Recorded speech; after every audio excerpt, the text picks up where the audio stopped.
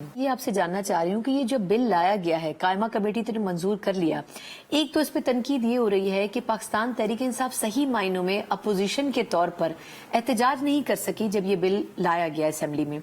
दूसरा ये कि इस बिल के आने के बाद बज़ाहिर तो हुकूमत और अदलिया एक दूसरे के मुखालिफ खड़े नजर आते हैं, तो आपके ख्याल में ये इससे टेम्परेचर कुछ बढ़ नहीं जाएगा, एक दूसरे के खिलाफ महाजराई का माहौल? टेम्परेचर बढ़ना तो नरम लफ्ज़ है, मैंने मतलब ये बाकायदा इरादतन कोशिश की जा रही है।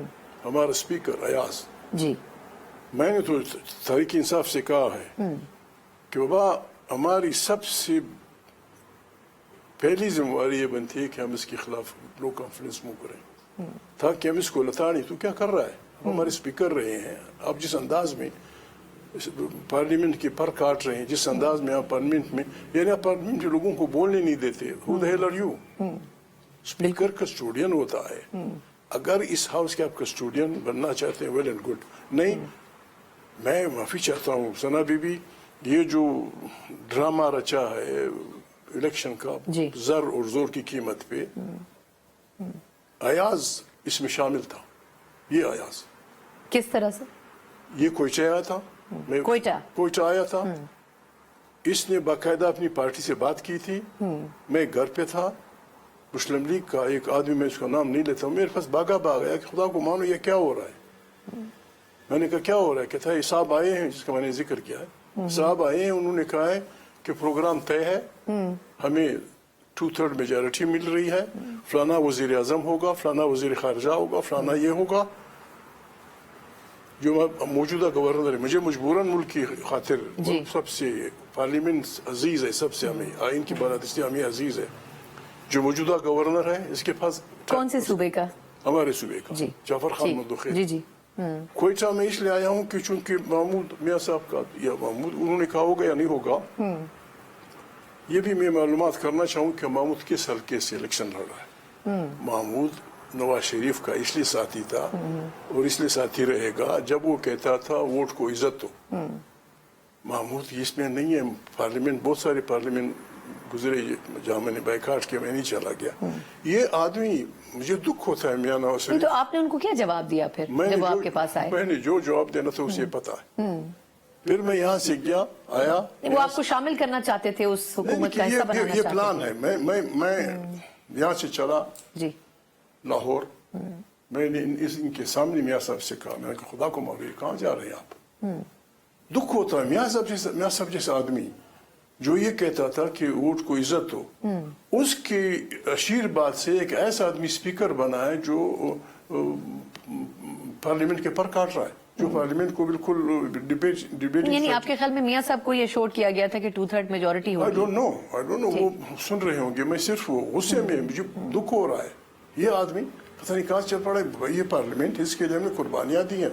नहीं, लेकिन अचकज़ई साहब देखिए, एस्टेब्लिशमेंट तो बार बार ये कह रही है कि हम सियासत में इंटरफेयर नहीं करना चाहते। एहसन इकबाल साहब ने एक जगह इंटरव्यू में कहा है कि फौज नहीं चाहती कि वो सियासत में मदाखलत करे, वो चाहते हैं कि वो अपने काम उमूर तक महदूद रहें। पीटीआई बार बार उनको इंटरवीन करवाना चाहती है और ये कहती है कि हमने फौज से मुज़ाकरात करने, वो हुकूमत से क्यों नहीं करते? ये तो बीबी हम कजबेसियां करते हैं, कजबेसी नहीं होनी चाहिए। अब आसमान क्या गिरा है? आसमान गिरा है कि हमारे जजेस ने एक फैसला किया है, बाबा जुडिशरी आज़ाद होनी चाहिए, प्रेस आज़ाद होना चाहिए, हर इदारा अपने उसमें फ्रेम में आज़ाद होना चाहिए। पाकिस्तान, यानी पाकिस्तान को अब बिल्कुल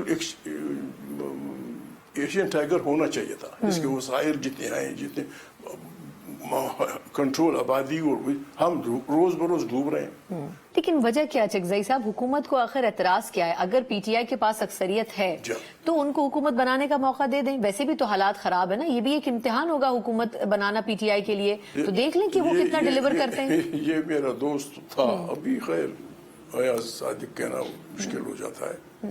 ये रोजाना जब घर से निकलता है 4 खुल पढ़ के निकलता है। शहबाज शरीफ साहब नहीं, अयाज सादिक 4 खुल पढ़ के घर से निकलता है।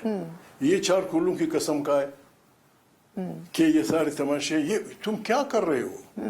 सर, लेकिन अब एक मसला जो दरपेश है वो ये कि खान साहब तो बार बार कह रहे हैं कि, और अब ज्यादा قوت کے ساتھ کہہ رہے ہیں کہ مذاکرات کرنا چاہتا ہوں، فوج اپنا نمائندہ مقرر کرے، لیکن دوسری طرف سے بظاہر خاموشی نظر آتی ہے. حکومت یہ کہہ رہی ہے کہ ہم مذاکرات کے لیے تیار ہیں لیکن وہ کرنا نہیں چاہتے. آپ نے اتنی دہائیاں دی ہیں، آپ کیا مشورہ دیں گے خان صاحب کو؟ یہ ہماری اپنی افواج ہیں، ہم سب غلطیاں کر رہے ہیں. ہمارے اسٹیبلشمنٹ سے اگر ہمارے مذاکرات ہونے ہیں جی تو ان کے ساتھ مذاکرات ان کی ہانریبل ریٹریٹ کے لیے ہونے چاہیے. بالکل صحیح. یہ جو بھی کہتا ہے کہ ان سے مذاکرات کس بات، یہ ٹھیک ہے. میں نے اپنی طرف سے بات ایک انٹرویو میں کی تھی کہ بابا یہ وقت اس کا نہیں ہے، بس ٹھیک ہے ان کو بھی راستہ دو. شہباز بھی چلا آیا جس طرح آیا ہے، بس بے بخت آدمی ہے. راستہ دو سے مراد یہ کہ 5 سال پورے کرنے دو. جی جی میں آج بھی تجویز کرتا ہوں کہ اس کا علاج یہ ہے کہ قومی حکومت بنائی جائے جس میں میاں نواز شریف ہو، پیپلز پارٹی کی تعریف کی، انصاف کی ہو، فلانی جماعت کی ہو، جماعت علماء اسلام کی ہو، سب مل بیٹھ کے 3 مہینے کے لیے قومی حکومت بنائے. ان 3 مہینوں میں وہ سارے اعتراضات جو ہمارے ہیں کہ ووٹ کیسے ڈالنا چاہیے، کیسا ہونا چاہیے، کون سی مشین، جو جماعتوں کے اعتراض ہیں، یہ مل کے we should go to fresh election, اور پھر ہم سب کو جو بھی جیتے زندہ باد، ورنہ ہم سب ذمہ وار ہوں گے. لیکن مسئلہ یہ ہے کہ یہ سیاسی جماعتیں یہ کیوں نہیں سوچ رہی ہیں؟ اگر یہ مسائل موجود ہیں تو آخر وجہ کیا ہے کہ اب جیسے خان صاحب ہیں وہ کہتے ہیں کہ میں پیپلز پارٹی یا نون لیگ سے مذاکرات نہیں کروں گا، نون لیگ کہتی ہے کہ خان صاحب سے مذاکرات کرنے ہی نہیں ہے، پھر اگلے دن کہتی ہے کہ ہم تو مذاکرات چاہتے ہیں. ان کی باتوں میں بھی تضادات ہیں. خان صاحب جیل میں ہیں، قیدی ہیں، حالات کا انہیں پتہ نہیں ہوگا.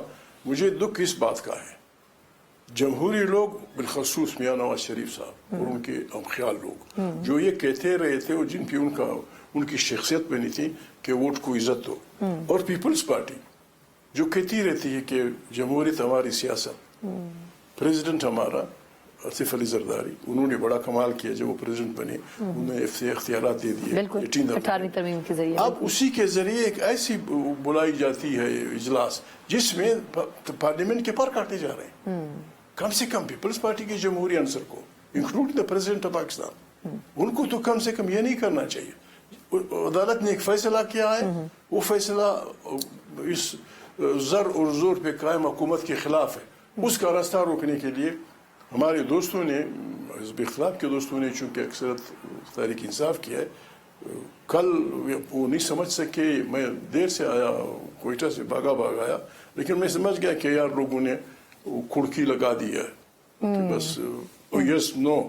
جی جسٹس صاحب سالوں پہلے بڑے بڑے ہمارے اسٹال وارڈ سیاست کے ذوالفقار علی بھٹو، ولی خان، مفتی محمود، شاہ احمد نورانی، پروفیسر غفور احمد، فلانا فلانا، انہوں نے ایک چیز اسمبلی میں طے کر دی تھی، اس کو پھر اسمبلی میں لے آنا اور پھر چھیڑنا ان باتوں کو. یہ نہیں تو وجہ کیا ہے آپ کے خیال میں اس کو چھیڑنے کی؟ خود غرض اپنی حکومت بچانے کے لیے. جو جج اپنی اس کی ہماری جوڈیشری بالکل مبارکباد کی مستحق ہے، بڑی ہمت کی انہوں نے بڑے اچھے فیصلے کیے، بجائے خوش ہونے کے ہم ان کی فرق نکالنا چاہتے ہیں.